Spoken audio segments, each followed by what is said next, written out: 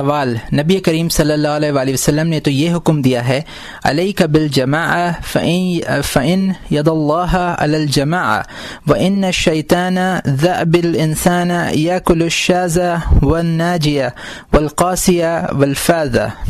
ترجمہ: تم پر جماعت میں رہنا لازم ہے کیونکہ اللہ تعالیٰ کا دست عنایت جماعت پر ہی ہے، اور بلا شبہ شیطان انسان کے حق میں بھیڑیے کی مانند ہے جو ریوڑ سے جدا ہونے والی یا آگے نکل جانے والی یا دور چلے جانے والی یا اکیلی رہ جانے والی بکری کو اڑا لے جاتا ہے۔ اسی طرح حضور علیہ الصلاۃ والسلام نے ارشاد فرمایا ان الشیطان مع الفضو هو مع الاثنین ابعد۔ ترجمہ: تنہا آدمی کے ساتھ شیطان ہوتا ہے اور جب دو ہو جائیں تو ان کے قریب نہیں آتا۔ تو جواب یہ ہے، جہاں سرکار دو عالم صلی اللہ علیہ وآلہ وسلم نے جماعت میں رہنے کی تاکید فرمائی ہے، وہاں یہ بھی فرمایا ہے الزم بیتک وعلیک بالخاصہ ودع امر العامہ۔ ترجمہ: اپنے گھر ہی میں رہو، تنہائی اختیار کرو اور عام میل جول سے سخت اجتناب کرو۔ تو اس حدیث میں حضور علیہ السلام نے عوام سے الگ رہنے کا حکم دیا ہے، اور اس حدیث سے اور پہلی دو کے درمیان در حقیقت کوئی تناقض یا اختلاف نہیں، ہم بتوفیق الہی ان میں تطبیق عرض کرتے ہیں۔ حضور علیہ السلام کے ارشاد علیکم بالجماعہ میں 3 احتمال ہیں۔ پہلا یہ ہے کہ دین اور احکام میں جماعت سے علیحدہ راہ اختیار کرنے کی ممانعت ہے، کیونکہ تمام امت گمراہی پر متفق نہیں ہو سکتی، تو اجماعی مسائل اور بنیادی احکام میں جمہور سے علیحدگی باطل اور گمراہی ہے۔ لیکن اگر کوئی شخص اپنے دین کی حفاظت کی غرض سے تنہائی اختیار کر لے تو اس حدیث میں اس کی ممانعت نہیں۔ دوسرا احتمال یہ ہے کہ عام مسلمانوں سے نماز باجماعت اور جمعہ وغیرہ میں علیحدگی اختیار نہ کی جائے، کیونکہ مل کر نماز و جمعہ ادا کرنے میں دین کو تقویت پہنچتی ہے، اسلام کا کمال ظاہر ہوتا ہے، اور کفار و ملحدین مسلمانوں کا اجتماع دیکھ کر جلتے ہیں، اور جمعہ و جماعات وغیرہ اسلامی اجتماعات پر اللہ تعالیٰ کی برکتیں اور رحمتیں نازل ہوتی ہیں۔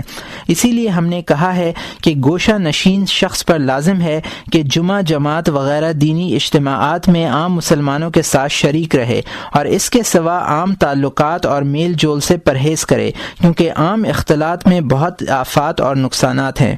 تیسرا احتمال یہ ہے کہ علیکم بالجماعہ میں تیسرا احتمال یہ ہے کہ حضور صلی اللہ علیہ وآلہ وسلم کا یہ ارشاد نیک زمانے میں ضعیف الاعتقاد شخص کے لیے ہے، لیکن قوی الاعتقاد صاحب بصیرت شخص جب ایسے زمانے کو پائے جس میں فتنہ و فساد ہو، اور جس سے حضور علیہ السلام نے ڈرایا ہے اور جس میں اس ذلت کا حکم دیا ہے، تو اس کے لیے اس ذلت خلط ملط اور میل جول سے بہتر ہے، تاکہ آفات و فسادات سے محفوظ رہے۔ لیکن مناسب یہ ہے کہ دینی اجتماعات اور امور خیر میں شریک ہوتا رہے، اور اگر لوگوں سے مکمل طور پر علیحدگی اختیار کرنا چاہے تو کسی پہاڑ کی چوٹی یا دور ویرانے میں نکل جائے، جس کے باعث اپنا دین محفوظ رکھ سکے۔ میں کہتا ہوں کہ ایسے شخص کو بھی چاہیے کہ نیک اجتماعات اور امور خیر میں ضرور شریک ہو، تاکہ اس کا یہ ثواب ضائع نہ ہو۔ اور اسلامی اجتماعات اللہ تعالیٰ کے نزدیک بہت اہمیت رکھتے ہیں، اگرچہ لوگوں میں فساد اور دین سے اعراض پایا جاتا ہے، اور ہم نے ابدال کے متعلق سنا ہے کہ وہ جہاں بھی ہوں مذکورہ اجتماعات میں شرکت کرتے ہیں، اور یہ لوگ زمین میں چلتے پھرتے رہتے ہیں، اور تمام زمین ان کے لیے ایک قدم ہے۔ اخبار میں آیا ہے کہ ابدال کے لیے زمین سمٹ جاتی ہے، انہیں اللہ کی طرف سے معزز خطابات، برکتیں اور انواع و اقسام کی روحانی نعمتیں عطا ہوتی رہتی ہیں، اور ان ابدال کو اس عظیم کامیابی پر مبارک ہو۔ ہم دعا کرتے ہیں کہ اللہ تعالیٰ آخرت سے غفلت برتنے والوں کے حالات بھی اپنی رحمت کاملہ سے درست کرے، اور جو اپنی آخرت درست کرنے میں مصروف ہیں انہیں منزل مقصود تک پہنچائے۔ میں نے اپنی اس حالت زار کے متعلق یہ اشعار کہے ہیں: ظفر الطالبون واتصل الوصل وفاز الاحباب بالاحباب۔ جدوجہد کرنے والے کامیاب ہو گئے اور ان کو وصل کی سعادت نصیب ہو گئی، اور دوستوں کی امداد و اعانت سے منزل مقصود پر پہنچ گئے۔ وَيَقِينَ مُذَبْذَبِينَ حَيَارِ بَيْنَ حَدِّ الْوِصَالِ وَالْاجْتِنَابِ۔ اور ہم اسی طرح تذبذب و حیرانی کے عالم میں کھڑے ہیں اور ہجر و وصال کے درمیان معلق ہیں۔ وترتجي القرب بالبعاد وهذا ونفس حال المحال للألباب. تمہارا حال تو یہ ہے کہ روز بروز خدا سے دور ہو رہے ہو اور امید یہ رکھتے ہو کہ وہ تمہیں اپنا قرب نصیب کرے. عقل انسانی ایسی امید کو بعید از عقل سمجھتی ہے. فاستقى منك شربة تذهب الغم وتهدى إلى طريق الصواب. اے اللہ ہمیں اپنا شربت وصال چکھا اور جو ہر غم کو دور کرتا ہے اور راہ ثواب کی طرف رہنمائی کرتا ہے. یا طبیب السقام یا مرحم الجرح و یا منقذی من الاوصاب. اے ہماری ظاہری باطنی بیماریوں کے طبیب، اے ہمارے زخموں کے مرہم، اور اے ہر قسم کی بیماری سے نجات دینے والے. لست ادری بما اداوی سقامی و یماذا افوز یوم الحساب. میں نہیں جانتا کہ میری بیماریوں کی دوا کیا ہے یا کس شے کے ذریعے روز قیامت میری نجات ہوگی. ہم اس بیان کو یہیں ختم کرتے ہیں اور مزائل اس سے ذلت کی طرف متوجہ ہوتے ہیں. سوال: نبی کریم صلی اللہ علیہ وآلہ وسلم نے تو فرمایا ہے کہ رہبانیتی امت الجلوس فی المساجد. ترجمہ: میری امت کی عزلت یہی ہے کہ وہ مساجد کو اپنی نشست گاہ بنائیں. اس حدیث میں لوگوں سے علیحدہ ہو کر کسی پہاڑ یا جنگل میں سکونت اختیار کرنے سے روکا گیا ہے اور لوگوں سے علیحدگی اختیار کرنے پر زجر کی گئی ہے. اور تم کہتے ہو کہ لوگوں سے علیحدہ ہو کر کہیں دور چلا جا. جواب: حضور نبی کریم علیہ الصلاۃ والسلام کا یہ ارشاد گرامی اچھے زمانے کے لیے ہے، نہ کہ فتنہ و فساد کے زمانے کے لیے، جیسا کہ ہم ذکر کر چکے ہیں. مذکورہ حدیث کے یہ بھی معنی ہو سکتے ہیں کہ جو شخص مسجد کو اپنی نشست گاہ بنا لے، لوگوں سے میل ملاپ چھوڑ دے اور ان کے معاملات میں مداخلت ترک کر دے تو وہ اگرچہ بظاہر انہی میں ہے مگر حقیقت میں ان سے جدا ہے. ذلت و گوشہ نشینی سے مقصود بھی یہی ہے، محض مکان یا جسم کی علیحدگی مقصود نہیں. اس نقطے کو اچھی طرح ذہن نشین کرو، خدا تجھ پر رحم کرے. حضرت ابراہیم بن ادہم رحمۃ اللہ علیہ نے مندرجہ ذیل اشعار اسی نقطے کی طرف اشارہ فرمایا ہے. آپ فرماتے ہیں: کننا واحدہ جا معیا ومن رب ذا انسا ومن الناس وحشا. تم لوگوں سے بظاہر ملے جلو رہو مگر تمہاری انسیت و محبت صرف رب تعالی کے ساتھ ہو، لوگوں سے تمہارا قلبی تعلق نہ ہو. سوال: مدارس دینیہ کے مدرسین اور شہروں میں مقیم صوفیاء کرام کے متعلق تمہاری کیا رائے ہے، کیونکہ وہ تو عزلت و گوشہ نشینی پر عامل نہیں ہیں؟ جواب: مدرسین کی تدریس اور صوفیاء اعظام کی مجلس بہت اچھی چیزیں ہیں. اس میں دو فائدے ہیں. ایک تو یہ کہ قلبی امور میں لوگوں سے علیحدگی، ان کی مجالس اور ان کے معاملات میں شرکت اور اختلاط سے پرہیز، اور دوسری یہ کہ جمعہ جماعت اور دیگر اسلامی امور میں شرکت. تو ان لوگوں کو وہی سلامتی حاصل ہوگی جو لوگوں سے بالکل علیحدہ رہنے والوں کو نصیب ہوتی ہے. سلامتی کے ساتھ ساتھ ان حضرات سے ایک اور بہت بڑا فائدہ حاصل ہوتا ہے، اور وہ یہ کہ عوام ان کی اقتداء کرتے ہیں، ان کے برکات سے فیض یاب ہوتے ہیں اور ان سے دین کے متعلق بیش قیمت پند و نصائح حاصل کرتے ہیں. تو ان حضرات کا حال درست رہتا ہے. ان کو علم و عمل کی پختگی کے بدولت سکون و اطمینان میسر رہتا ہے. اس فیض رسانی کے لیے اکثر عارفین لوگوں میں رہے ہیں. لوگوں کو ان کے حسن اخلاق کی وجہ سے کوئی تکلیف نہیں پہنچتی تھی، بلکہ تکلیف کے بجائے ان سے فائدہ پہنچتا تھا. عامت الناس ان کے آداب و رسوم کی اقتداء کرتے تھے. اسی طرح صالحین کے اخلاق لوگوں میں اسلامی اخلاق کو مضبوط کرنے کا ذریعہ بنے رہے. ظاہر ہے کہ قابل قال سے حال کی تبلیغ زیادہ مؤثر اور مفید ہوتی ہے، تو عارفین اور صالحین کا عوام میں رہنا تعمیر سیرت کے لحاظ سے بہت ہی مفید تھا. سوال: وہ مرید جو اکثر منازل تصوف طے کر چکا ہو، اسے ابتدائی مریدین کے ساتھ رہنے کی اجازت ہے یا نہیں؟ جواب: وہ مبتدی اگر سلف صالحین کے آداب، ان کی سیرت اور ان کے رسوم پر دل سے قائم ہوں تو ان کے ساتھ رہنے میں مذائقہ نہیں. وہ دین میں تمہارے بھائی اور ساتھی ہیں اور عبادت کے سلسلے میں تمہارے معاون اور مددگار ہیں. ایسوں سے علیحدہ رہنا درست نہیں. ایسے مبتدی کوہ لبنان وغیرہ کے تارک الدنیا زاہدوں کی طرح ہیں. ہم نے سنا ہے کہ کوہ لبنان کے زاہدین میں کئی ایسے گروہ ہیں جو تقوی اور نیکی میں لوگوں سے تعاون کرتے رہتے ہیں اور حق و صبر کی تلقین کرتے ہیں۔ ہاں وہ ابتدائی مریدین جو اسلاف کی سیرت، ان کے پاکیزہ رسوم اور ان کے پسندیدہ طریقے چھوڑ چکے ہیں، یا مناسب یا نامناسب، غیر متعلق اور بے فائدہ امور کو انہوں نے اپنا شعار بنا لیا ہو، تو ان سے بھی اجتناب و علیحدگی اسی طرح ضروری ہے جس طرح دوسرے عام لوگوں سے طبقہ جہلا میں گھرے ہوئے مرید صادق کو چاہیے کہ اپنے گھر کے کسی گوشے کو اختیار کر لے، اپنی زبان کو برائی سے روکے رکھے، نیک کاموں میں ان کے ساتھ شمولیت کرے، مگر ان کے احوال اور ان کے آفات سے اپنے آپ کو بچائے رکھے۔ اسی طرح یہ مرید صادق بھی صحیح و ذلت نشین شمار ہوگا۔ سوال: اگر کوئی ریاضت و مجاہدہ کرنے والا مبتدی علماء کے مدارس اور صوفیاء کرام کی مجالس سے نکل کر کسی تنہا مقام پر اصلاح نفس اور دوسروں کی آفات سے بچنے کی غرض سے چلا جائے تو کیا اس کا جانا درست ہے؟ جواب: جاننا چاہیے کہ باعمل علماء کی دینی درسگاہیں اور طالب آخرت صوفیاء کرام کی مقدس خانقاہیں ایسے مریدوں کے لیے محفوظ قلعے کی حیثیت رکھتی ہیں۔ مبتدی ان میں رہ کر دین کے ڈاکوؤں اور چوروں سے محفوظ رہ سکتا ہے۔ ان درسگاہوں اور خانقاہوں کے باہر کا خطہ ایسے صحرا کی مانند ہے جہاں ہر وقت شیطانی لشکر گھومتے رہتے ہیں جو قلعے سے باہر رہنے والوں کو ہلاک کر دیتے یا گرفتار کر لیتے ہیں۔ تو جو ریاضت و مجاہدہ کرنے والا مبتدی محفوظ قلعے سے نکل کر چاروں طرف سے شیطانی لشکروں کے نرغے میں آ جائے تو اس کا جو حشر ہوگا ظاہر ہے۔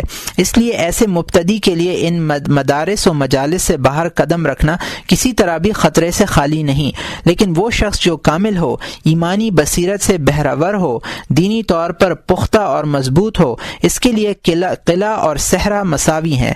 شیطانی لشکر اس پر ہرگز غالب نہیں آ سکتے اور نہ وہ ان کی شرنگیزیوں سے مرعوب ہو سکتا ہے، اگرچہ ایسے شخص کے لیے بھی حفاظتی قلعے میں رہنا ہی بہتر ہے، اس لیے کہ دشمنوں کے اتفاق اور اچانک حملوں سے بے خوف ہونا درست نہیں۔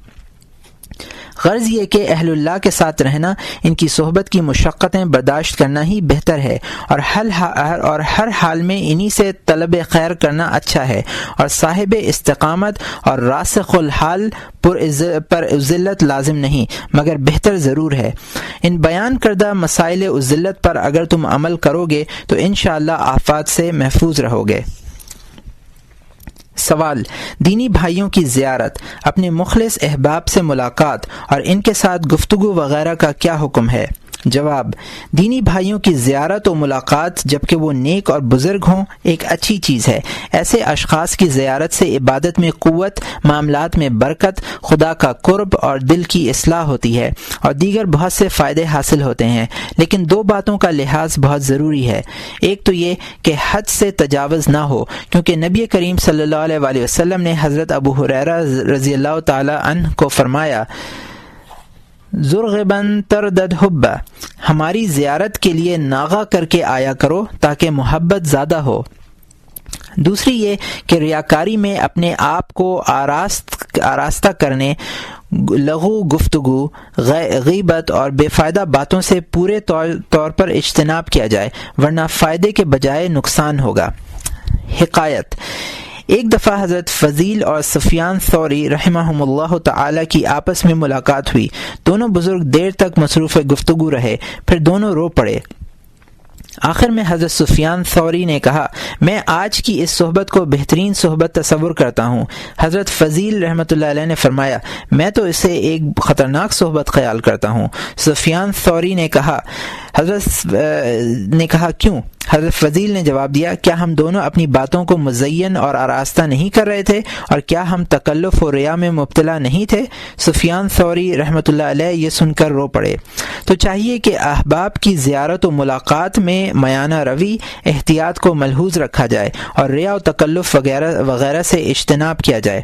ایسی ملاقات سے تمہاری عزلت میں کوئی فرق نہیں ہوگا بلکہ فائدے کی امید ہے۔ سوال: کن چیزوں سے عزلت کی رغبت اور اس میں آسانی پیدا ہوتی ہے؟ جواب: 3 چیزوں سے۔ پہلی یہ کہ دن رات کے 24 گھنٹوں میں اکثر اوقات میں عبادت میں مشغولیت اور مصروفیت ہے، کیونکہ اصل مصروفیت یہی ہے، اور لوگوں سے بے ضرورت میل جول اور انسیت افلاس کی علامت ہے۔ جب تمہارا نفس بلا ضرورت اور بلا حاجت لوگوں سے ملاقات، ان کی زیارت اور ان سے میل جول کا شائق ہو تو سمجھ لو کہ تم فضول پن، دین سے اعراض اور نفس کے دھوکے میں مبتلا ہو گئے ہو۔ ایک عربی شاعر نے بہت خوب کہا ہے، ان الفازق الى سلام قادنی ولربما عمل الفضول فارغ۔ ترجمہ: نیکیوں سے فراغت کی بنا پر میں تم سے سلام علیکم کرنے آ گیا ہوں۔ واقعی بیکار آدمی بہت سے فضول کام کر بیٹھتا ہے۔ جب تم صحیح معنوں میں عبادت خداوندی میں مشغول ہو جاؤ گے اور مناجات الہی کا مزہ پالو گے تو تمہیں خود بخود کتاب اللہ سے انسیت پیدا ہو جائے گی۔ تمہارا دل عامت الناس سے علیحدہ رہنے میں راحت محسوس کرے گا اور تمہیں لوگوں کی آواز اور ان کی گفتگو سے نفرت آئے گی۔ مروی ہے کہ حضرت موسیٰ علیہ السلام کوہ طور سے جب واپس آتے تھے تو آپ کو لوگوں سے وحشت آتی تھی۔ آپ کانوں میں انگلیاں ڈال لیتے تھے تاکہ کسی کی آواز سنائی نہ دے، اور آپ لوگوں کی آواز کو نفرت و وحشت کے اعتبار سے گدھے کی مانند خیال کرتے تھے۔ اس لیے تمہیں چاہیے کہ ہمارے شیخ رحمۃ اللہ علیہ کے مندرجہ ذیل اشعار پر عمل کرو۔ آپ نے فرمایا، ارض باللہ صاحبہ وذر الناس جانبہ۔ تم لوگوں سے بالکل کنارہ کش ہو جائے اور صرف خدا ہی کو دوست بنانے میں خوشی تصور کرو۔ صادق الود شاہدہ کنت فیہم وغائبہ۔ تم لوگوں کو چاہے مخلص دوست بنو، اور ان میں رہو یا غائب ہو۔ قلب الناس کیف شئت تجدہم اقاربہ۔ جب تمہیں ان سے واسطہ پڑے گا تو اپنے حق میں ان کے دل بچھوؤں کی مانند پاؤ گے۔ دوسرا یہ کہ گوشہ نشینی کی رغبت پیدا کرنے والی دوسری چیز یہ ہے کہ تم لوگوں سے ہر قسم کا طمع اور امید منقطع کر لو۔ اس طرح تم ان سے بآسانی سے کنارہ کش ہو سکو گے، کیونکہ جب تمہیں کسی شخص سے کسی قسم کا طمع نہ ہو تو تمہارے لیے اس کا ہونا یا نہ ہونا برابر ہوگا۔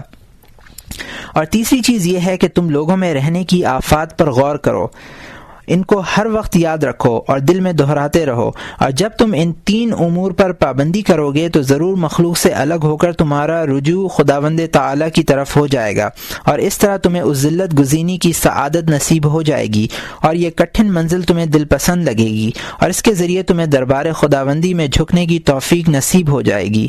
وباللہ التوفیق والعصمہ۔ عبادت میں تیسری بڑی رکاوٹ شیطان۔ اے برادر عزیز، عبادت میں ترقی اور کامیابی حاصل کرنے کے لیے شیطان سے جنگ اور اس پر سختی کرنا بھی لازم اور ضروری ہے، اور یہ دو وجہ سے ضروری ہے۔ ایک تو یہ کہ شیطان تمہارا کھلا دشمن ہے اور ہر وقت تمہیں گمراہ کرنے کے منصوبے بناتا رہتا ہے۔ اس سے صلح یا رحم کی امید ہرگز نہیں کی جا سکتی، بلکہ وہ تمہیں ہلاک کر کے ہی دم لے گا۔ اس لیے ایسے خطرناک دشمن سے بے خوف یا غافل رہنا سنگین غلطی ہے۔ تم ذرا مندرجہ ذیل آیات قرآنیہ میں تو غور کرو۔ الم اعہد الیکم یا بنی آدم الا تعبدوا الشیطان ان لکم عدو مبین۔ ترجمہ: اے اولاد آدم، میں نے تم سے یہ عہد نہیں لیا تھا کہ دنیا میں جا کر شیطان لعین کی عبادت نہ کرنا، کیونکہ وہ تمہارا کھلا دشمن ہے۔ دوسری آیت یہ ہے، ان الشیطان لکم عدوا فاتخذوہ عدوا۔ ترجمہ: بے شک شیطان تمہارا دشمن ہے تو تم بھی اس سے دشمنی کرو۔ دوسری یہ ہے کہ شیطان پر سختی کرنے کی دوسری وجہ یہ ہے کہ اس کا تم سے دشمنی کرنا اس کی فطرت میں ہے۔ وہ ہمیشہ تم سے محاربے میں مشغول ہے۔ وہ 24 گھنٹے اپنی شیطنیت کے تیر پھینکتا رہتا ہے اور تم اس کی شرارت اور فتنہ اندازی سے متعلقاً غافل ہو۔ اس غفلت کا جو انجام ہوگا وہ ظاہر ہے۔ اور شیطان کو انسان کی عداوت کے خلاف زیادہ بھڑکانے والے چند مزید اسباب یہ ہیں کہ تم خدا تعالیٰ کی عبادت میں مصروف ہو اور مخلوق خدا کو اپنے قول و فعل سے دعوت اسلام دینے میں لگے ہوئے ہو، اور یہ امور شیطان کے پیشے، اس کی ہمت، اس کی مراد اور اس کے مشن کے قطعاً خلاف اور متضاد ہیں۔ لہٰذا اس طرح تم شیطان کو غضبناک کرنے، اس کی شرارت، اس کی عداوت اور اس کی مخالفت کو اور زیادہ بھڑکانے میں مصروف ہوتے ہو۔ جب تمہارا رویہ اس کے ساتھ یہ ہے تو وہ بھی بڑھ چڑھ کر تمہاری عداوت، تم سے جنگ، تم سے مکر و فریب کرنے پر کمر بستہ رہتا ہے، یہاں تک کہ وہ تمہارے حال کو پراگندہ کر دیتا ہے، بلکہ وہ یہ کوشش کرتا ہے کہ وہ تمہارے ایمان ہی کا خاتمہ کر دے، کیونکہ وہ تم سے کسی وقت بھی بے خوف نہیں۔ شیطان تو ان کے ساتھ بھی عداوت کرنے سے باز نہیں آتا جو اس کے ساتھ عداوت اور مخالفت نہیں کرتے، جیسے کفار، گمراہ اور فاسق و فاجر لوگ۔ تو ان کے ساتھ اس کی عداوت کا کیا حال ہوگا جو ہر وقت اس کی مخالفت اور اس کو غضبناک کرنے اور گمراہ کن منصوبوں کو خاک میں ملانے میں مصروف رہتے ہوں۔ تو اے عبادت اور دعوت حق میں سرگرمی کا مظاہرہ کرنے والو، عام لوگوں کے ساتھ اس کی عداوت عمومی ہوگی مگر تم سے خصوصی، اس لیے تمہارا معاملہ نہایت اہم ہے۔ پھر تمہاری عداوت و مخالفت میں ابلیس صرف اکیلا نہیں بلکہ اس کے ہمراہ شیطان کی منظم جماعت ہے۔ اس کی جماعت میں تمہارا نفس اور تمہاری خواہشات بھی شامل ہیں جو تمہاری انتہائی دشمن ہیں، اور تم پر غالب آنے کے لیے اس کے پاس ہزاروں ایسے اسباب ہیں جن سے تم یکسر غافل ہو۔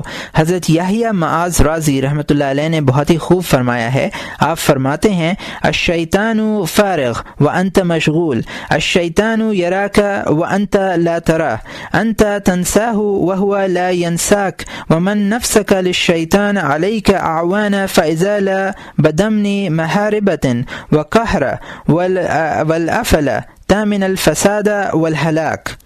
ترجمہ، شیطان فارغ ہے اور تو مشغول ہے، وہ تجھے دیکھتا ہے مگر تو اسے نہیں دیکھتا، تو نے اسے بھلایا ہوا ہے مگر اس نے تجھے نہیں بھلایا، اور تیرے اندر بھی شیطان کے کئی یار و مددگار ہیں، اس لیے اس سے محاربہ اور اس کو مغلوب کرنا بہت ضروری ہے، ورنہ تو اس کی شرارتوں اور ہلاکتوں سے محفوظ نہیں رہ سکتا۔ سوال، کس طرح ابلیس سے محاربہ کیا جائے اور کون سی چیز اس کو زیر اور مغلوب کر سکتی ہے؟ جواب، اہل مجاہدہ اور ریاضت کے ہاں اس کے دو طریقے ہیں۔ ایک وہ ہے جو بعض مشائخ رحمہم اللہ تعالی نے فرمایا ہے کہ ابلیس کو رفع کرنے کے لیے صرف حق تعالی سے پناہ لی جائے، اس لیے کہ شیطان ایک کتا ہے جس کو اللہ تعالی نے تم پر مسلط کر دیا ہے، اگر تم اس سے مقابلہ اور اس کو اپنے سے ہٹانے میں مشغول ہو گئے تو تنگ آ جاؤ گے اور تمہارا بہت سا قیمتی وقت ضائع ہو جائے گا، اور آخر کار وہ غالب آ جائے گا اور تمہیں زخمی کر دے گا اور کاٹ کھائے گا، اس لیے کتے کے مالک کے پاس ہی پناہ لینی بہتر ہے جو اسے تجھ سے ہٹا دے۔ دوسرا طریقہ یہ ہے کہ اس سے مقابلہ کیا جائے، اس کو ہٹانے اور اس کی مخالفت کے لیے ہر وقت کمر بستہ رہا جائے۔ میں کہتا ہوں کہ میرے نزدیک زیادہ مناسب اور بہتر یہ ہے کہ دونوں طریقوں پر عمل کیا جائے۔ اول تو اس کی شرارتوں سے رب تعالی سے پناہ مانگی جائے جیسا کہ ہم کو حکم ہے، اور اللہ تعالیٰ اس کی شرارتوں سے ہمیں محفوظ رکھنے کے لیے کافی ہے۔ پھر اگر تم یہ محسوس کرو کہ شیطان حق تعالی سے پناہ مانگنے کے باوجود تمہارا پیچھا نہیں چھوڑتا اور غالب آنے کی کوشش کرتا ہے، تو اس کا مطلب یہ ہے کہ اللہ تعالیٰ کو ہمارے مجاہدے اور ہماری قوت اور ہمارے صبر کا امتحان مطلوب ہے، یعنی حق تعالیٰ یہ دیکھنا چاہتے ہیں کہ تم شیطان سے مقابلہ اور محاربہ کرتے ہو یا اس سے مغلوب ہو جاتے ہو، جیسا کہ اس نے ہم پر کفار وغیرہ کو مسلط کر رکھا ہے، حالانکہ وہ اس پر قادر ہے کہ ہمارے جہاد وغیرہ کے بغیر ہی ان کی شرارتوں اور فتنوں کو کچل دے، لیکن وہ ایسا نہیں کرتا بلکہ بندوں کو ان سے جہاد کا حکم کرتا ہے تاکہ آزمائے کہ کس کے دل میں جذبہ جہاد اور شہادت کی تڑپ ہے اور کون پورے خلوص، تندہی اور صبر سے ان کا مقابلہ کرتا ہے۔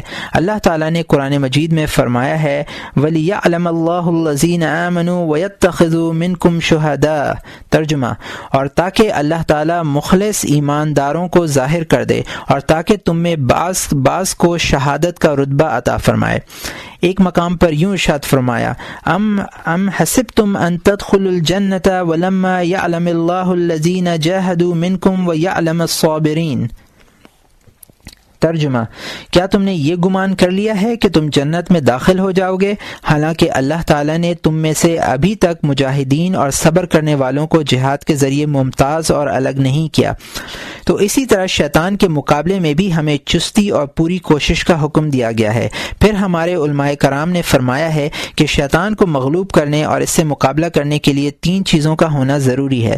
پہلی چیز یہ ہے کہ تم اس کے ہیلوں اور چالاکیوں کو معلوم کرو اور پہچانو۔ جب تمہیں تمہیں اس کے ہیلا سازیوں کا علم ہو جائے گا تو پھر وہ تم کو نقصان نہیں پہنچا سکے گا۔ جیسے چور کو جب معلوم ہو جائے کہ صاحب مکان کو میرا علم ہو گیا ہے تو وہ بھاگ جاتا ہے۔ دوسری چیز یہ ہے کہ تم شیطان کی گمراہ کن دعوت کو ہرگز منظور نہ کرو اور تمہارا دل قطعاً اس سے متاثر نہ ہو، اور تم اس کے مقابلے کی طرف توجہ نہ دو، کیونکہ ابلیس ایک بھونکنے والے کتے کی مانند ہے۔ اگر تم اس کو چھیڑو گے تو زیادہ شور مچائے گا، اور اگر اعراض کرو گے تو وہ بھی خاموش ہو جائے گا۔ ابلیس سے حفاظت کی تیسری تدبیر یہ ہے کہ ذکر الہی کی کثرت کی جائے۔ سرکار دو عالم نور مجسم شفیع معظم نبی کریم صلی اللہ علیہ وآلہ وسلم نے فرمایا ہے، ان ذکر اللہ تعالی فی جنب الشیطان کالاکلۃ فی جنب ابن آدم۔ ترجمہ: شیطان کے لیے خدا تعالیٰ کا ذکر اتنا تکلیف دہ ہے جس طرح انسان کے ابن آدم کے لیے خارش۔ سوال: شیطان کے مکر و فریب کس طرح معلوم ہو سکتے ہیں؟ جواب: شیطان کے مکر و فریب کئی طرح کے ہیں۔ اول تو اس کے وسوسے ہیں جو اس کے تیر ہیں، جن کے ذریعے وہ لوگوں کے قلوب مجروح کرتا ہے، اور ان وساوس کا صحیح انکشاف خواطر اور خواطر کی اقسام معلوم کرنے سے ہو سکتا ہے۔ دوسری چیز اس کے ہیلے ہیں جو بمنزلہ جال کے ہیں، جن سے لوگوں کے دلوں کو پھانستا ہے، اور ان کی معرفت شیطان کے دھوکے، ان کے اوصاف، ان کے راستے معلوم کرنے سے ہوتی ہے۔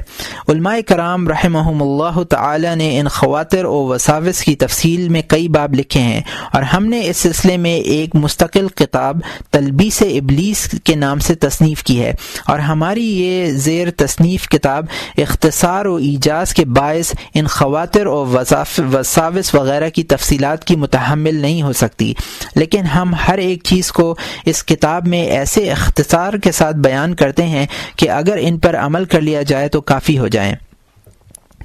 اے عزیز، دل میں جو خطرات آتے ہیں ان کی اصل یہ ہے کہ اللہ تعالیٰ نے ہر انسان کے دل پر ایک فرشتہ مقرر کیا ہوا ہے جو اسے نیکیوں کا الہام کرتا ہے۔ اس فرشتے کو ملہم کہتے ہیں، اور اس کی دعوت کو الہام۔ اس کے مقابلے میں خدا کی طرف سے دل پر ایک شیطان مسلط کر دیا گیا ہے جو برائی کی طرف بلاتا ہے۔ اس شیطان کو وسواس اور اس کی دعوت کو وسوسہ کہتے ہیں۔ ملہم انسان کو نیکیوں کی طرف بلاتا ہے کہ شیطان بسا اوقات بظاہر نیکی کی دعوت دیتا ہے، مگر دراصل یہاں بھی اس کا مقصد برائی کی طرف لگانا ہوتا ہے، اور وہ اس طرح کی بڑی نیکی کے بجائے چھوٹی کی طرف بلاتا ہے، جس سے ایک بڑے گناہ کا نقصان نیکی کے ثواب سے زیادہ ہو، جیسے عجب وغیرہ۔ تو خداوند تعالیٰ کی طرف سے انسان کے دل پر دو داعی مقرر ہیں، ہر ایک اپنی نوعیت کی دعوت میں لگا ہوا ہے، اور انسان اپنے دل سے دونوں کی دعوت کو سنتا اور محسوس کرتا ہے۔ روایات میں آیا ہے کہ نبی کریم صلی اللہ علیہ وآلہ وسلم نے فرمایا، اذا ولدن ابن آدم مولود کرن اللہ سبحانہ بملکا وقرن الشیطان به شیطانا والشیطان جاثم على أذن قلب ابن آدم ألا يسر الملك جاثم على أذنه الأيمان فهما يدعو أوانه۔ ترجمہ: جب کسی انسان کے گھر بچہ پیدا ہوتا ہے تو اللہ تعالیٰ اس کے ساتھ ایک فرشتہ لگا دیتا ہے، اور شیطان اس کے ساتھ ایک شیطان لگا دیتا ہے۔ شیطان اس کے دل کے بائیں کان میں پھونکتا رہتا ہے اور فرشتہ دائیں میں، اس طرح دونوں اپنی اپنی دعوت میں لگے رہتے ہیں۔ اور نبی کریم صلی اللہ علیہ وآلہ وسلم نے یہ بھی فرمایا ہے، للشیطان لمۃ ابن آدم والملک لمہ۔ ترجمہ: شیطان بھی اپنی دعوت کے لیے انسان کے پاس آتا ہے اور فرشتہ بھی۔ پھر ایک شے اور بھی حق تعالیٰ نے انسان کی طبیعت میں رکھی ہے، جس کی وجہ سے وہ ہر قسم کی شہوت اور لذت کی طرف مائل ہو جاتا ہے، چاہے جائز ہو یا ناجائز۔ اس تیسری چیز کا نام خواہش نفس ہے، جو انسان کو آفات میں مبتلا کرتی ہے۔ تو یہ تین چیزیں ہیں جو انسان کو مختلف امور کی طرف بلاتی ہیں۔ پھر اس مقدمے کے بعد جاننا چاہیے کہ خواطر وہ آثار ہیں جو بندے کے دل میں پیدا ہوتے ہیں اور اسے کسی کام کے کرنے یا نہ کرنے کا حکم دیتے ہیں۔ خطرہ کے معنی ہیں اضطراب، چونکہ یہ بھی کبھی دل میں آتا ہے اور کبھی جاتا ہے، جس طرح ہوا کہ کبھی آتی ہے اور کبھی جاتی ہے، تو اس آنے جانے کے اضطراب کے باعث اس کو خطرہ کہتے ہیں۔ حقیقت میں ہر قسم کے خواطر کا خالق اللہ تعالی ہی ہے۔ اسباب و ذرائع کی طرف مجازن نسبت ہوتی ہے، اور خواطر کل 4 قسم ہیں۔ ایک وہ جو ابتداً اللہ تعالی کی طرف سے انسان کے قلب میں پیدا ہوتے ہیں، ان کو صرف خواطر کہتے ہیں۔ دوسرے وہ جو انسانی طبیعت کے موافق قلب میں پیدا ہوتے ہیں، ان کو ہوائے نفس کہتے ہیں۔ تیسرے وہ جو ملہم فرشتے کی دعوت کے ذریعے حق تعالی کی جانب سے دل میں پیدا ہوتے ہیں، انہیں الہام کے نام سے موسوم کرتے ہیں۔ اور چوتھے وہ جو شیطانی دعوت سے قلب انسانی میں آتے ہیں، انہیں وسوسہ کہا جاتا ہے، اور شیطان کی طرف منسوب کرتے ہوئے انہیں شیطانی خطرات بھی کہتے ہیں۔ خلاصہ یہ ہے کہ خواطر 4 اقسام ہیں جن کا ذکر ہوا۔ پھر یہ بھی معلوم ہونا چاہیے کہ جو خطرہ بلا واسطہ رب تعالی کی طرف سے ابتداً دل میں آتا ہے وہ 2 طرح کا ہوتا ہے، کبھی نیک ہوتا ہے اور کبھی برا۔ اچھا تو اکرام و اتمام حجت کے لیے ہوتا ہے، اور برا آزمائش اور مشقت میں ڈالنے کے لیے۔ اور جو خطرہ ملہم کی طرف سے ہوتا ہے وہ چیز ہی ہوتا ہے، کیونکہ ملہم کو نصیحت اور ارشاد کے واسطے ہی مقرر کیا گیا ہے۔ اور جو خطرہ شیطان کی جانب سے ہوتا ہے وہ برا ہی ہوتا ہے، تاکہ بندہ اس کے ذریعے گمراہی میں مبتلا ہو اور راہ حق سے پھسلے۔ کبھی استدراج کے طور پر یعنی دھوکے میں ڈالنے کی غرض سے بظاہر نیک بھی ہوتا ہے۔ اور جو خطرہ قلب میں ہوائے نفس سے پیدا ہوتا ہے وہ فضول اور بری چیزوں کے متعلق ہوتا ہے، تاکہ بندہ امر خیر سے روکا رہے۔ اور میں نے بعض سلف سے سنا ہے کہ ہوائے نفس بھی بعض اوقات نفس کو نیک امور پر ابھارتی ہے، مگر ابلیس کی طرح مقصد اس سے بھی برائی کی طرف لگانا ہوتا ہے۔ یہ ہیں خواطر 4 جن کا ملحوظ رکھنا ضروری ہے۔ پھر 3 اور امور کو بھی جاننا اشد ضروری ہے جو اصل مقصود ہیں۔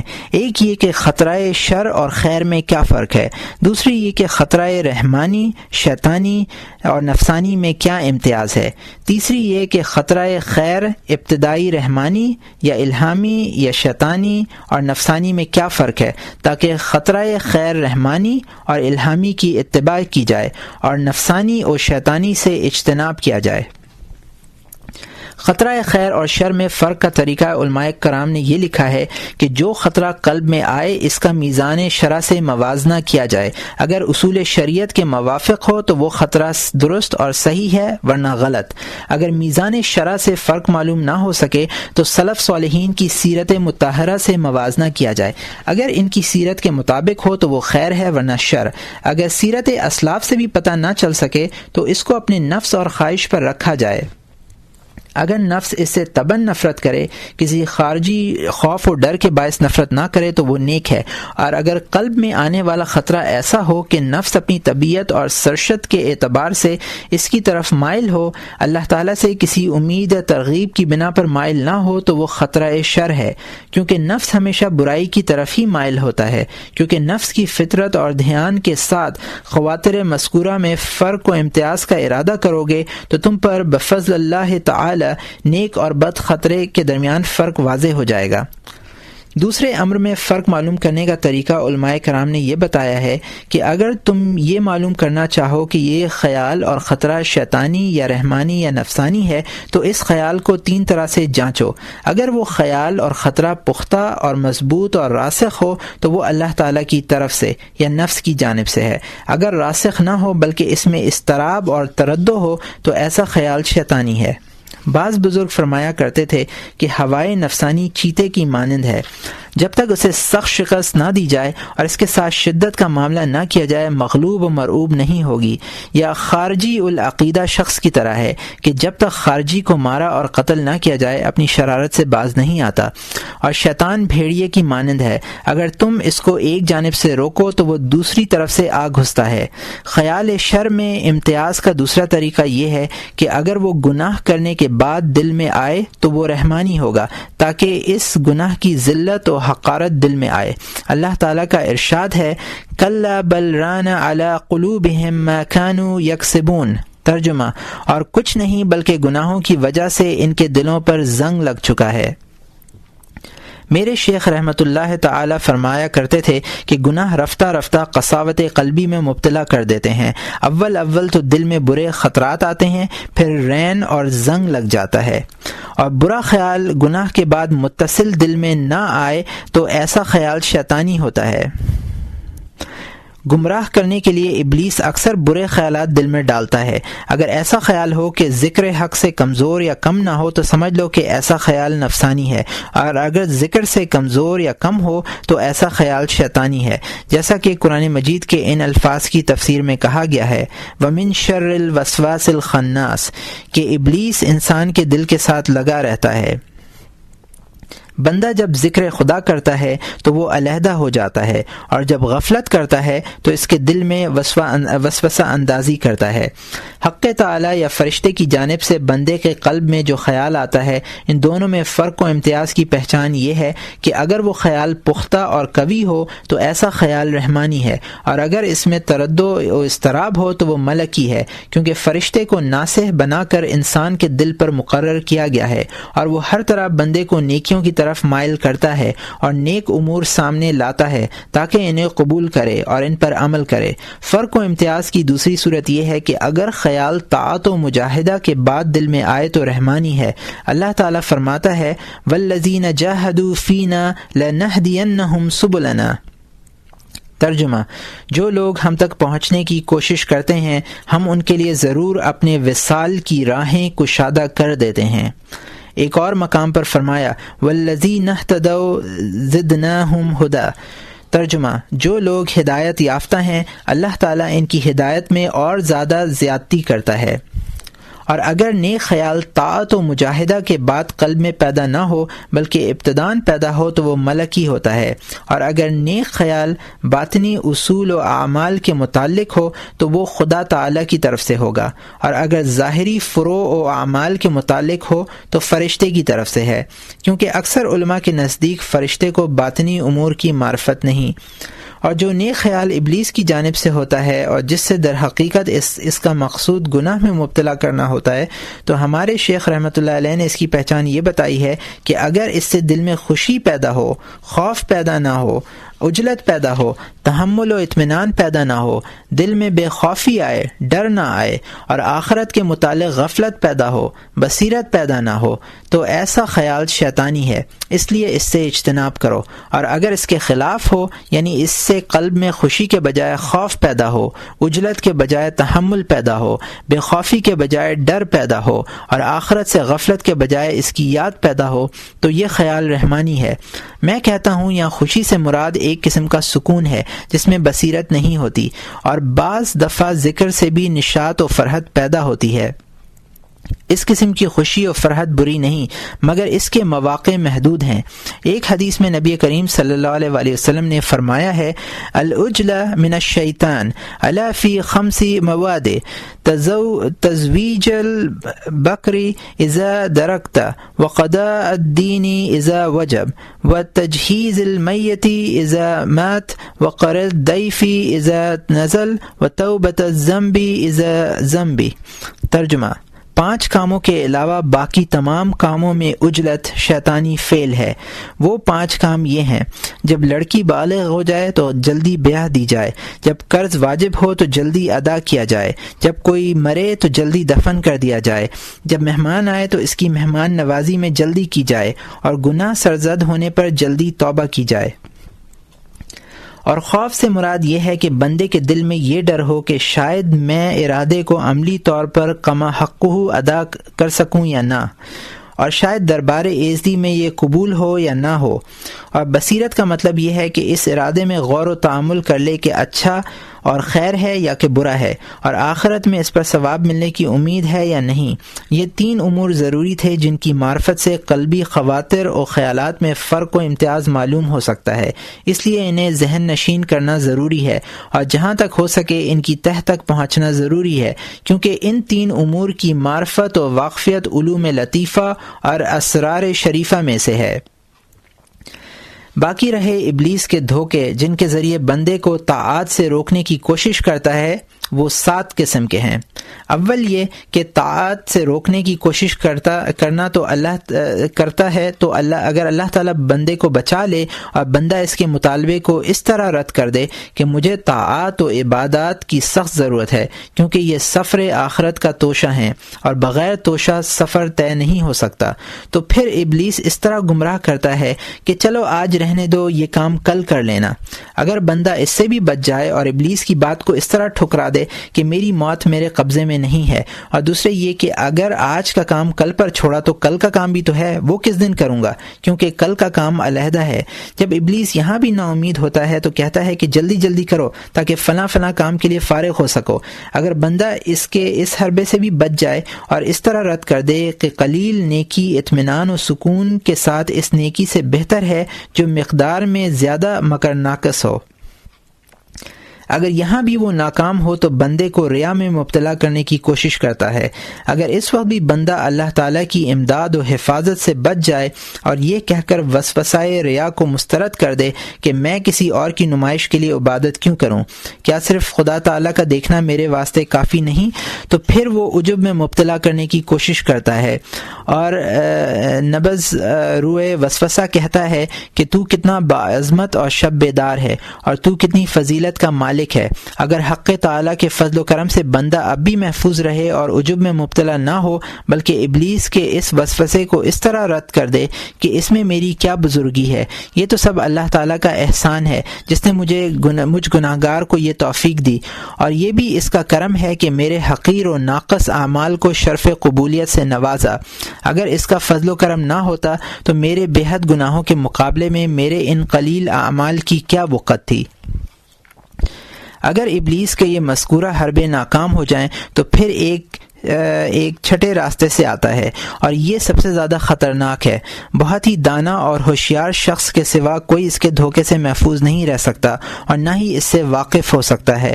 چنانچہ ابلیس یہ کہتا ہے کہ اے نیک بندے، تو لوگوں سے پوشیدہ نیک اعمال میں کوشش کرتا ہے، اللہ تعالیٰ خود بخود تیرے اعمال لوگوں میں مشتہر کر دے گا۔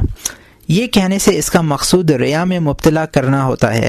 اگر اللہ تعالیٰ کی عنایت سے بندہ ابلیس کے اس مغالطے سے بھی بچ جائے اور اس کے اس وسوسے کو اس طرح ناکام بنا دے کہ میں اس چیز کا متمنی نہیں ہوں کہ میری نیکیاں عوام میں مشہور ہوں، بلکہ جو اللہ تعالیٰ کی رضا ہے وہی درست اور حق ہے، چاہے ظاہر کرے چاہے ظاہر نہ کرے، وہ مجھے کوئی مرتبہ عطا کرے یا نہ کرے، سب اس کی مرضی ہے۔ لوگوں کے سامنے اظہار یا عدم اظہار میرے نزدیک مساوی ہے، کیونکہ لوگوں کے ہاتھ میں میرا نفع نقصان نہیں ہے۔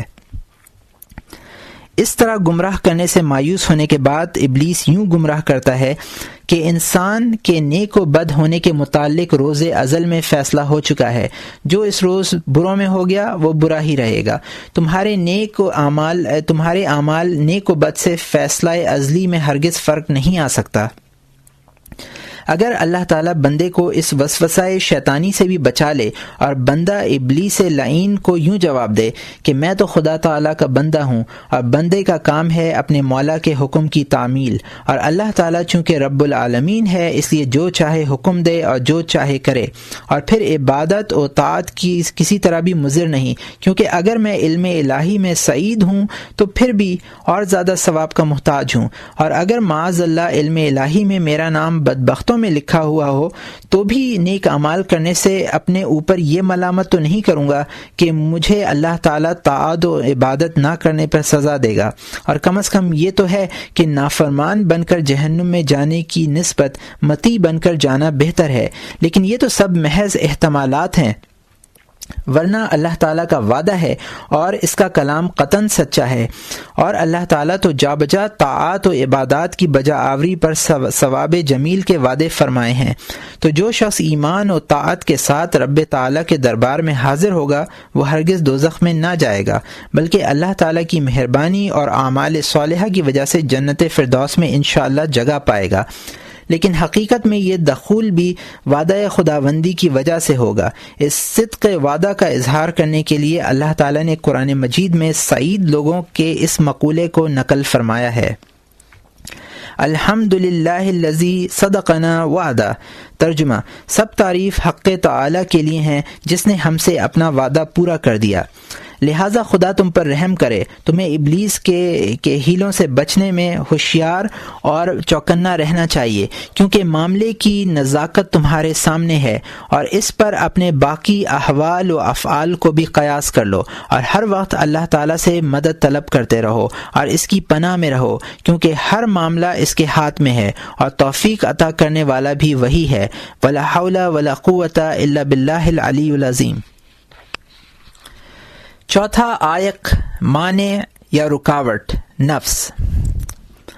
پھر اے عبادت کے طالب، اللہ تعالیٰ تجھے اور ہمیں ہر لغزش سے محفوظ رکھے۔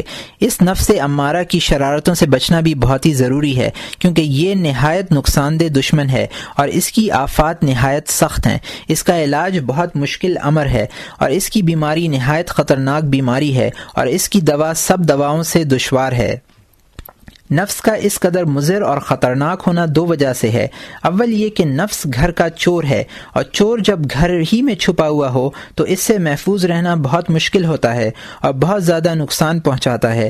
نفس کی شرارتوں سے متعلق کسی شاعر نے کیا خوب کہا ہے، نفسی الی ما ذرنی دائی فاکثر سقامی و اوجاعی کیف احیالی من عدوی اذا کان عدوی بین اضلاعی۔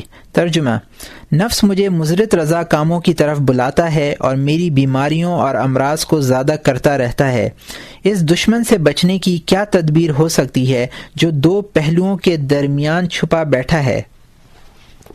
دوسری وجہ یہ ہے کہ نفس ایک محبوب دشمن ہے، اور انسان کو جب کسی سے محبت ہوتی ہے تو اس کے عیوب نظر نہیں آتے، بلکہ محبت کی وجہ سے محبوب کے عیوب سے اندھا رہتا ہے۔ ایک شاعر نے اس چیز کو مندرجہ ذیل دو شعروں میں بیان کیا ہے، لست ترى عيب لذي الودود أخا ولا بعد ما فيه إذا كنت راضيا وأين الرضا عن كل عيب كليا ولكن أين السخط تبدي المساديا۔ ترجمہ، جب تیری کسی سے دوستی اور اس سے بھائی چارہ ہوتا ہے تو اس سے راضی ہوتا ہے، اور تجھے اس کے کوئی عیب نظر نہیں آتا۔ رضا اور پیار والی آنکھ ہر عیب سے اندھی ہوتی ہے، لیکن دشمن کی آنکھ کو برائیاں ہی برائیاں دکھائی دیتی ہیں۔ تو جب انسان اپنی ہر قباحت کو نظر استحسان سے دیکھے اور نفس کے عیوب سے آگاہ نہ ہو جو ہر وقت انسان کے ساتھ عداوت اور نقصان رسانی میں مصروف ہے، تو ایسے شخص پر اگر خدا تعالیٰ کی رحمت اور اس کا فضل نہ ہو تو عنقریب ہلاکت اور ذلت کے گہرے گڑھے میں جا گرے گا۔ اے عزیز، تو اسی ایک نقطے پر غور کر، تیرے لیے یہی کافی ہے۔ وہ نقطہ یہ ہے کہ جب تو ماضی پر نظر کرے گا تو تجھے معلوم ہوگا کہ اول روز سے جو ذلت و خواری، جو تباہی، جو گناہ، جو آفت و مصیبت دنیا میں واقع ہوئی ہے اور قیامت تک ہوگی، سب نفس کے باعث ہی ہوئی ہے اور ہوگی۔ بعض برائیاں اکیلے نفس کے باعث اور بعض نفس کی معاونت و شرکت کے ذریعے۔ اللہ تعالیٰ کی سب سے اول نافرمانی ابلیس نے کی، اور اس کا باعث تکبر و حسد تھا۔ جب ابلیس نے حکم الہی کے آگے تکبر کیا اور حضرت آدم علیہ السلام سے حسد کیا تو اس کی 80,000 برس کی عبادت ضائع ہو گئی، اور وہ ہمیشہ کے لیے ضلالت و گمراہی کے گہرے سمندر میں غرقاب ہو گیا۔ اس وقت نہ دنیا تھی، نہ مخلوق، نہ ہی کوئی اور ابلیس تھا جو اس ابلیس کو گمراہ کرتا، لہٰذا ابلیس کے اندر تکبر و حسد اس کے نفس کی وجہ سے صادر ہوا۔ ابلیس کی مردودیت کے بعد حضرت آدم علیہ السلام و حوا علیہ السلام سے جو لغزش ظہور پذیر ہوئی، اس میں بھی چاہت نفس کارگر تھی۔ ابلیس نے قسم کھا کر کہا کہ دانہ کھا لینے کے بعد تمہیں ہمیشہ کے لیے جنت میں رہنا نصیب ہو جائے گا، اور دونوں بقائے حیات کو عزیز گردانتے ہوئے پھسل گئے۔ تو یہ لغزش بھی جو بعد میں بالکل معاف ہو گئی، نفس کی معاونت و شرکت سے واقع ہوئی، اور دونوں حضرات اس بنا پر اللہ تعالیٰ کے پڑوس اور قرب سے دور کر دیے گئے، اور جنت فردوس سے اس فانی، حقیر، کھوئی ہوئی، ہلاکت میں ڈالنے والی دنیا کی طرف منتقل کر دیے گئے۔ اور اس لغزش کے باعث انہیں بہت کچھ دقتیں پیش آئیں، اور ان کی اولاد بھی قیامت تک دنیا کے پھندوں میں مبتلا ہو گئی۔ پھر حابیل کا قتل بھی بغض و حسد کی وجہ سے ہی ہوا، اور ہاروت و ماروت بھی شہوت کے سبب فتنے میں مبتلا ہوئے، اور اسی طرح قیامت تک نفس کی وجہ سے ناقابل گفتہ بہ واقعات رونما ہوتے رہیں گے۔ مخلوق میں جو فتنے، جو خرابیاں، جو گمراہیاں اور جو گناہ واقع ہوتے ہیں اور ہوتے رہیں گے، ان کی بنیاد نفس اور نفسی خواہش ہی ہوتی ہے۔ اگر یہ نہ ہوتا تو مخلوق خیریت اور سلامتی سے رہتی۔ جب نفس کی عداوت اس حد تک خطرناک ہے تو غافل کو چاہیے کہ نفس کی شرارتوں سے بچاؤ کا احترام کرے۔ واللہ الہادی۔ سوال: تو ایسے دشمن سے حفاظت میں رہنے کا حیلہ اور تدبیر کیا ہے؟ اس کی وضاحت فرمائیے تاکہ اس کے مطابق عمل کیا جا سکے۔ جواب: ہم یہ بیان کر چکے ہیں کہ نفس کا معاملہ سب سے زیادہ سخت ہے، کیونکہ اسے بالکل ختم کرنا بھی حکمت الہی کے خلاف ہے، کیونکہ یہ عبادت کے سلسلے میں بندوں کی سواری اور ذریعہ ہے۔ کہتے ہیں کہ کسی اعرابی نے اپنے دوست کے لیے دعائے خیر کی اور کہا کہ اللہ تعالیٰ تیرے ہر دشمن کو ذلیل کرے سوائے نفس کے، کیونکہ نہ تو اسے بالکل ختم کیا جا سکتا ہے کیونکہ اس میں بھی نقصان ہے، تو درمیانی راستہ اختیار کرنا ضروری ہے کہ کسب حسنات کے لیے اس کو قوت اور اس کو تربیت کرو، اور برائیوں سے محفوظ رہنے کے لیے اس کو ضعیف و لاغر بھی رکھو اور بندش میں بھی۔ اس بیان سے واضح ہوا کہ نفس کا علاج بہت مشکل امر ہے اور بڑی دقت نظر کی ضرورت ہے۔ ہم یہ بھی بیان کر چکے ہیں کہ اس کو تقوی اور ورع کی لگام دیے رکھو تاکہ کسب حسنات اور گناہوں سے حفاظت دونوں فائدے حاصل ہوں۔ سوال: نفس امارہ تو بہت ہی سرکش، ضدی اور بدفطرت شے ہے، اس کا لگام سے قابو میں آنا مشکل ہے، اس لیے اور کون سا حیلہ ہو سکتا ہے جس سے ہم اس کو زیر کر سکیں؟ جواب: تمہارا یہ اشکال درست ہے، واقعی یہ انتہائی سرکش ہے، مگر اس کا حیلہ یہ ہے کہ اسے بہت ذلیل و خوار رکھا جائے تاکہ لگام میں آ سکے۔ علماء کرام نے فرمایا ہے کہ نفس کو خوار اور اس کے زور کو 3 چیزوں سے توڑا جا سکتا ہے۔ اول یہ کہ اسے شہوات سے روکا جائے، کیونکہ اڑیل حیوان کو جب چارہ کم ملتا ہے تو نرم ہو جاتا ہے۔ دوسری چیز یہ ہے کہ عبادات کا بھاری بوجھ اس پر لاد دیا جائے، کیونکہ گدھے کو جب چارہ کم دیا جاتا ہے اور بوجھ زیادہ لادا جائے تو لازمی طور پر اپنی شیخی چھوڑ دیتا ہے اور مطیع و منقاد ہو جاتا ہے۔ تیسری چیز یہ ہے کہ ہر وقت رب تعالی سے امداد طلب کرتا رہے کہ وہ نفس کے شر و فساد سے بچائے رکھے۔ تم نے قرآن حکیم میں سیدنا حضرت یوسف علیہ السلام کا یہ ارشاد نہیں پڑھا؟ ان النفس امارۃ بالسوء الا ما رحم ربی۔ ترجمہ: نفس تو ہمیشہ برائیوں کا حکم ہی دیتا ہے، ہاں جس پر اللہ تعالیٰ کا رحم ہو وہی محفوظ رہتا ہے۔ جب تم ان 3 باتوں پر کاربند ہو جاؤ گے تو انشاءاللہ تعالی نفس سرکش، مطیع و منقاد ہو جائے گا، اور اس وقت تمہیں اس کو زیر کرنے اور لگام دینے میں جلدی کرنی چاہیے تاکہ آئندہ کے لیے اس کی شرارتوں سے محفوظ رہ سکو۔ سوال: ذرا تقوی کی وضاحت بھی فرما دیں تاکہ ہم تقوی کی حقیقت سے واقف ہو جائیں۔ جواب: اے عزیز، اول تجھے یہ جاننا چاہیے کہ تقوی ایک نادر خزانہ ہے۔ اگر تم اس خزانے کو پا لینے میں کامیاب ہو گئے تو تمہیں اس میں بیش قیمت موتی اور جواہرات ملیں گے، اور علم و دولت روحانی کا بہت بڑا خزانہ ہاتھ لگے گا۔ رزق کریم تمہارے ہاتھ آ جائے گا، تم بہت بڑی کامیابی حاصل کر لو گے، بہت بڑی غنیمت پا لو گے، اور ملک عظیم یعنی جنت کے مالک بن جاؤ گے۔ یوں سمجھو کہ دنیا و آخرت کی بھلائیاں تقوی میں جمع کر دی گئی ہیں۔ تم ذرا قرآن حکیم میں تو غور کرو کہ کہیں ارشاد فرمایا اگر تم تقوی اختیار کرو گے تو ہر قسم کی خیر و برکت کے مالک بن جاؤ گے؟ کہیں تقوی اختیار کرنے پر اجر و ثواب کے وعدے فرمائے ہیں، اور کہیں فرمایا گیا کہ سعادت کا ذریعہ تقوی و پرہیزگاری اختیار کرنا ہے۔ میں یہاں قرآن کریم سے تقوی کے بارے میں فوائد بیان کرتا ہوں۔ پہلا فائدہ یہ ہے کہ متقی شخص کی رب تعالی حمد و ثنا کرتا ہے۔ ارشاد ربانی ہے وَإِن تَتَّقُوا وَتَصْبِرُوا فَإِنَّ ذَلِكَ مِنْ عَزْمِ الْأُمُورِ۔ ترجمہ: اگر تقوی اور صبر اختیار کرو گے تو بے شک یہ باہمت کاموں میں سے ہیں۔ دوسرا فائدہ یہ ہے کہ متقی شخص دشمنوں سے مامون و محفوظ رہتا ہے، چنانچہ ارشاد ہوتا ہے وَإِن تَصْبِرُوا وَتَتَّقُوا لَا يَضُرُّكُمْ كَيْدُهُمْ شَيْئًا۔ ترجمہ: اگر تم تقوی و صبر اختیار کرو گے تو تمہیں مخالفوں کے مکر و فریب کچھ نقصان نہیں پہنچانے دے سکیں گے۔ تیسرا فائدہ یہ ہے کہ متقی شخص کی اللہ تعالیٰ تائید و امداد فرماتا ہے۔ ارشاد خداوندی ہے ان اللہ مع الذین اتقوا والذین هم محسنون۔ ترجمہ، بے شک اللہ تعالیٰ متقی اور نیکوکار لوگوں کے ساتھ ہے۔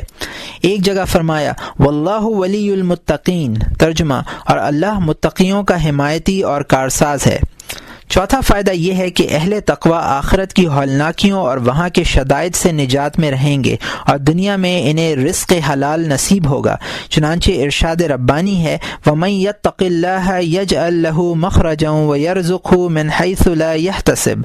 ترجمہ، جو شخص تقوی و پرہیزگاری کو اپنا شعار بنائے گا، اللہ تعالیٰ اسے ہر قسم کی گمراہی سے بچنے کا راستہ مہیا کر دے گا اور اسے ایسی جگہ سے روزی عطا کرے گا جو اس کے وہم و گمان میں بھی نہ ہوگی۔ پانچواں فائدہ یہ ہے کہ اس کے اعمال کی اصلاح ہو جائے گی۔ قرآن پاک میں وارد ہے یا ایھا الذین آمنوا اتقوا اللہ وقولوا قولا سدیدا یصلح لکم اعمالکم۔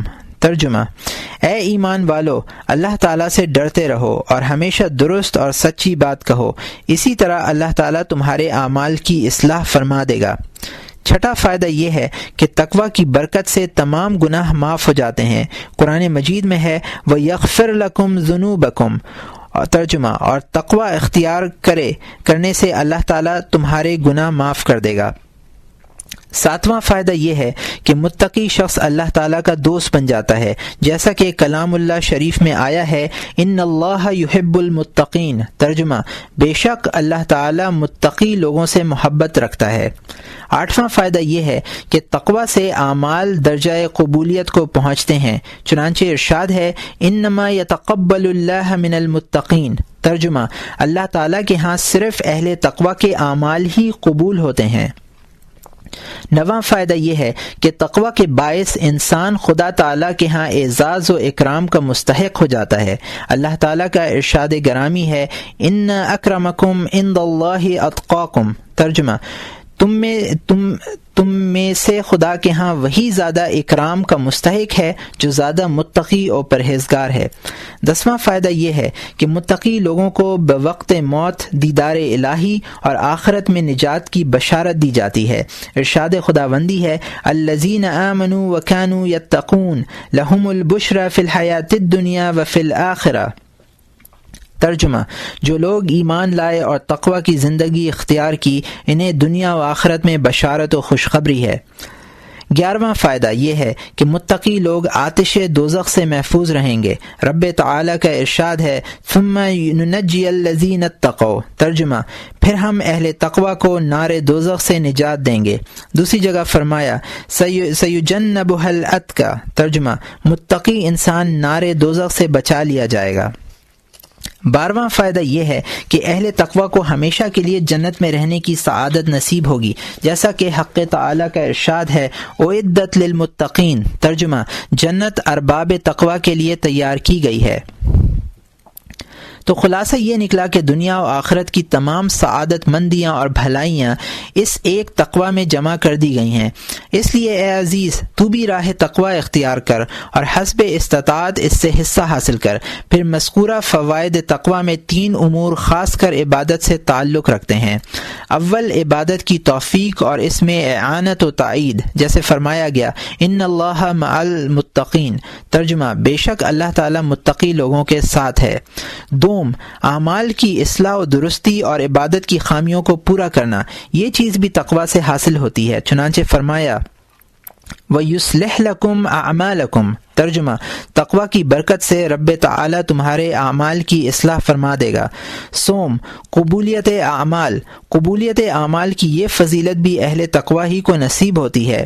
ارشاد خداوندی ہے انما یتقبل اللہ من المتقین۔ ترجمہ، اللہ تعالیٰ کی درگاہ میں اہل تقوی کے اعمال ہی مقبول ہوتے ہیں، اور عبادت کا دار و مدار بھی ان 3 امور پر ہے۔ پہلے تو خود توفیق عبادت تاکہ اس کی بندگی کی جا سکے، پھر اس میں جو کمی رہ جائے اس کی اصلاح، اور پھر اس عبادت کا درگاہ حق تعالی میں مقبول ہونا۔ یہ تین امور یعنی توفیق عبادت، اصلاح اعمال اور قبول اعمال، یہ وہ چیزیں ہیں جنہیں عابد لوگ اللہ تعالیٰ سے رو رو کر مانگتے ہیں اور دعا کرتے ہیں، ربنا وفقنا لطاعتک واتمم تقصیرنا وتقبل منا۔ ترجمہ، اے ہمارے پروردگار ہمیں طاعت کی توفیق دے اور ہماری کوتاہیوں کو پورا فرما اور ہماری طاعت کو قبول فرما۔ لیکن اللہ تعالیٰ نے اہل تقوی سے خود ہی بغیر مطالبہ ان تینوں امور کا وعدہ فرما لیا ہے اور اصحاب تقوی کے اعزاز و اکرام کا ذکر فرمایا ہے۔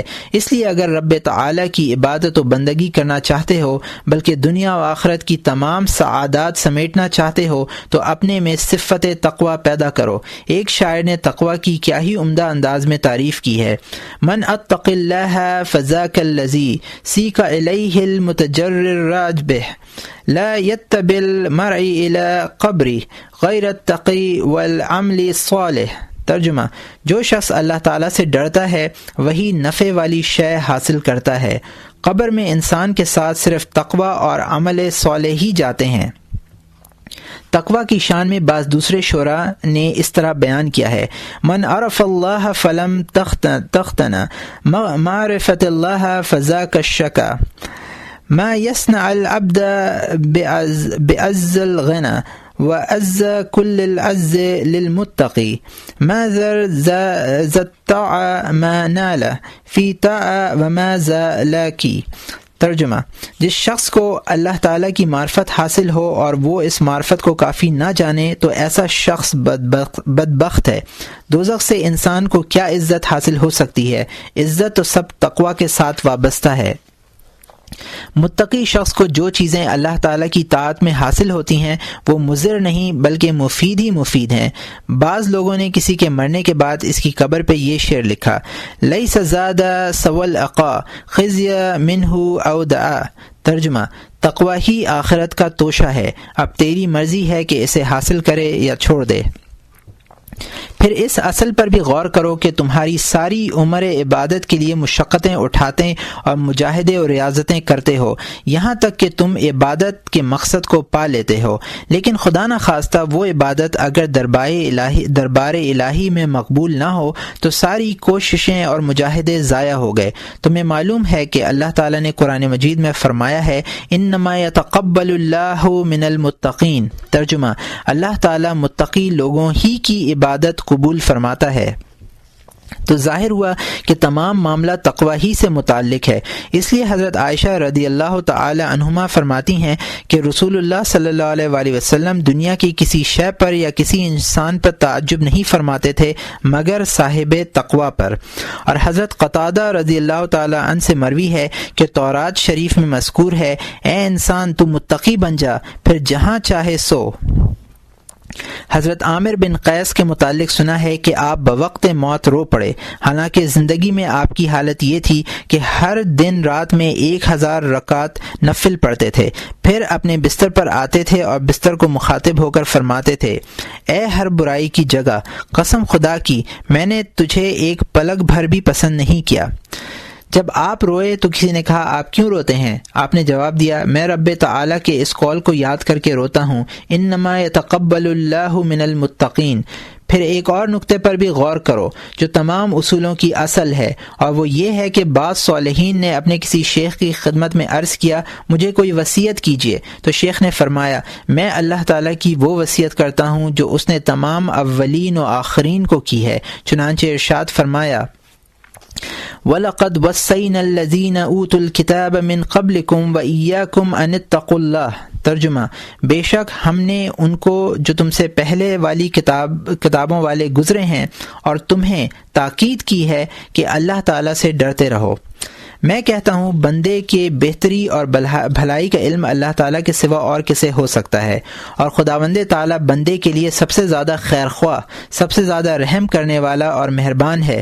تو جہاں میں بندے کے لیے تقوی کے علاوہ اگر کوئی اور شے مفید ہوتی، اس میں زیادہ بھلائی ہوتی، اس کا ثواب زیادہ ہوتا، عبادت میں اس کی زیادہ ضرورت ہوتی، شان میں تقوی سے اوپر ہوتی اور دنیا و آخرت میں تقوی سے زیادہ وقت رکھتی، تو اللہ تعالیٰ تقوی کے بجائے اپنے بندوں کو اس کی وصیت اور اس کا حکم دیتا اور اپنے خواص کو اسی کے حکم کی تاکید فرماتا، کیونکہ اس کی حکمت مکمل اور اس کی رحمت وسیع ہے۔ تو جب رب تعالیٰ نے تقوی تاکید فرمائی اور تمام اولین و آخرین کو اس کا حکم دیا، تو ثابت ہو گیا کہ تقوی ہی سب سے اعلیٰ چیز ہے، کوئی اور چیز نہیں، اور نہ اس کے سوا کچھ اور مقصود ہے۔